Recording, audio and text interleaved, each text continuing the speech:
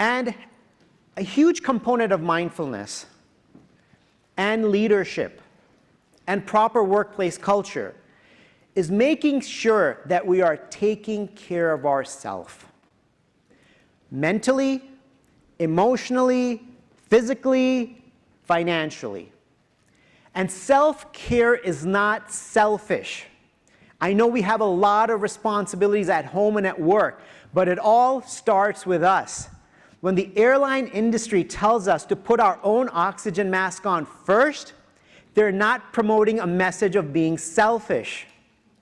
They're giving us a practical message that if we don't take care of ourselves, we're not even going to be able to take care of our child who's right next to us. Because how are we going to show up for them?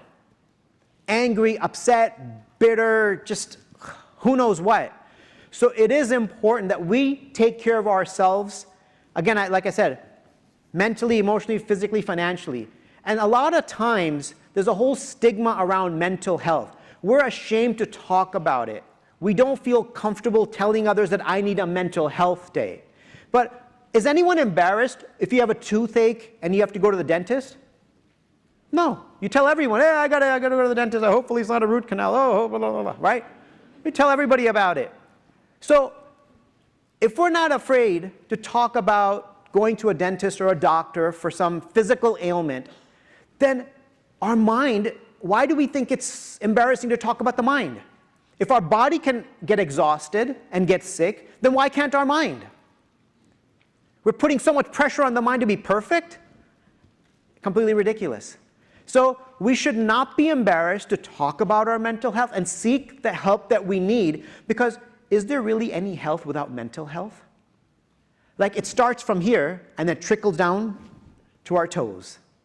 So let's not be embarrassed to take care of our health in general. And one key way that we can do this, making sure we're getting enough sleep. There's some research from Johns Hopkins Medicine from Dr. Patrick Finan that explains that a lack of sleep can affect your mood, memory, health, and judgment. Now, I know sometimes in corporate America, we like to brag. I only got 4 hours of sleep last night. I'm still going. Yeah, well, maybe we can show them these statistics next time somebody brags about not having enough sleep. Once in a while, it's going to happen, but that shouldn't be our normal way of living. If we're sleep deprived enough on a regular basis, it increases our chance of developing heart disease by 48%, obesity by 50%, colorectal cancer by 36%. It triples the risk of type 2 diabetes, and it increases our chances of developing dementia by 33%. That means it's kind of like game over, right? So really think about it. How many hours of sleep are you getting every night? And it's different for everyone. It's not like, okay, everyone has to get 7. Everyone is different.